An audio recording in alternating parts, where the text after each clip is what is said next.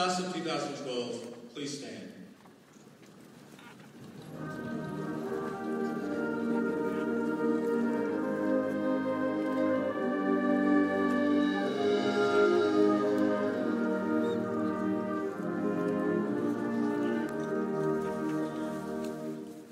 I wanted to open the speech with words describing how each of us has left our mark on CBHS, but I wasn't really sure how to go about it. And then, a couple weeks ago, my good friend, Webb Emerson, ran over the maintenance building with this truck.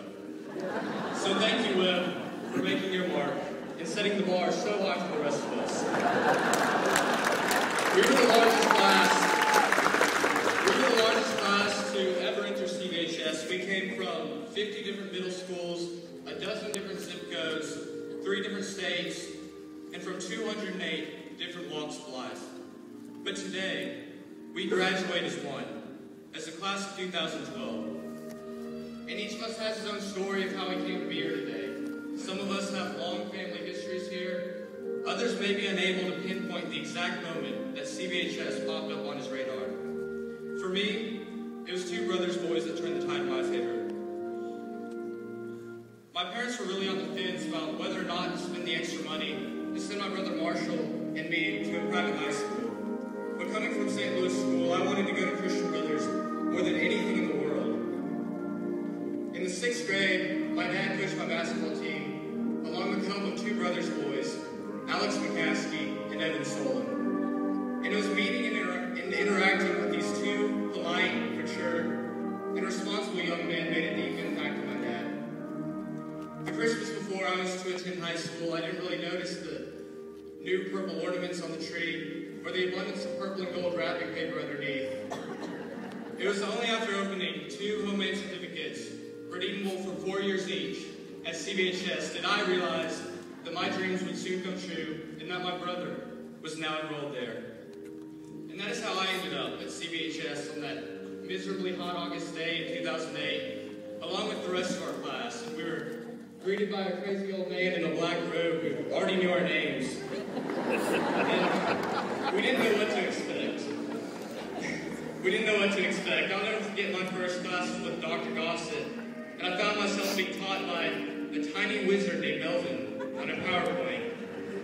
But I must say, we have all had a fine time here. Cell phone fines, collar fines, food fines, shaving fines, phone fines. I appreciate Miss O'Malley for inventing the flatulence fine.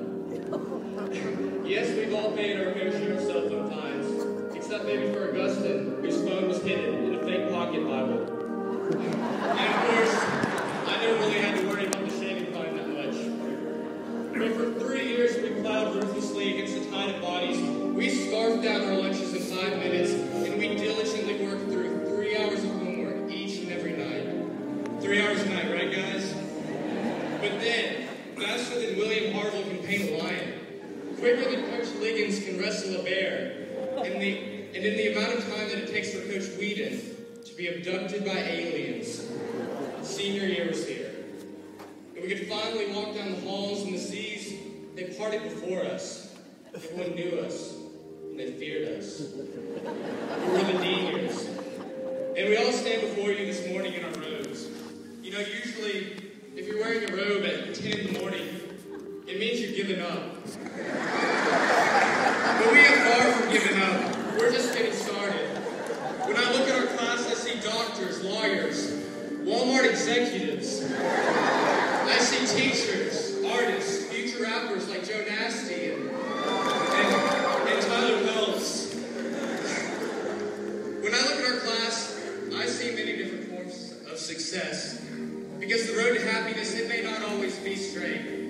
But we must remember, it is always forward. So in the words of Adele, throw your soul through every open door. You know, I have no doubt that our class will be very happy, very successful.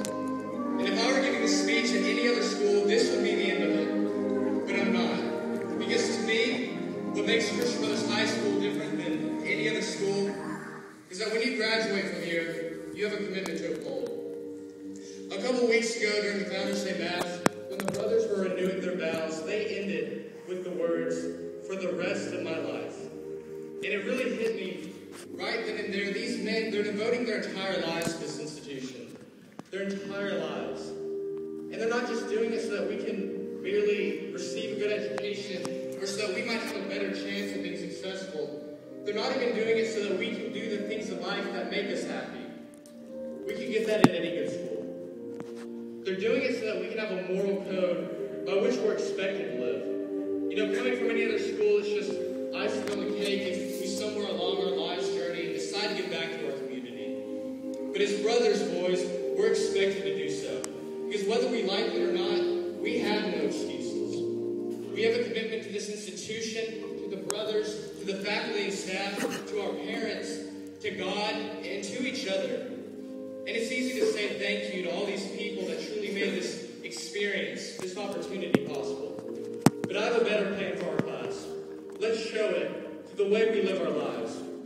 Because going back to Alex and Evan, we have no idea just how much the way we treat other people, or even the way we present ourselves in a daily fashion, we have no idea just how much that can affect another person's life. Like my grandmother, Linda Smith, is always telling me, "Que sera, sera." And I have no idea what that means. But the last thing I want to say is, when we entered this school, we may not have had parents who took his time to give us a handmade certificate agreeing to 4 years here. But as we leave, we have all just been given a certificate agreeing to a lifetime of honor. At any other school, your diploma is a mere receipt. But at Christian Brothers High School, it is a commitment. So with all that being said, I truly wish the best of luck to each and every one of you. And I have the honor of leading us in saying, for the first time ever, as Christian Brothers alumni, St. John Baptist de La Salle, live Jesus in our hearts.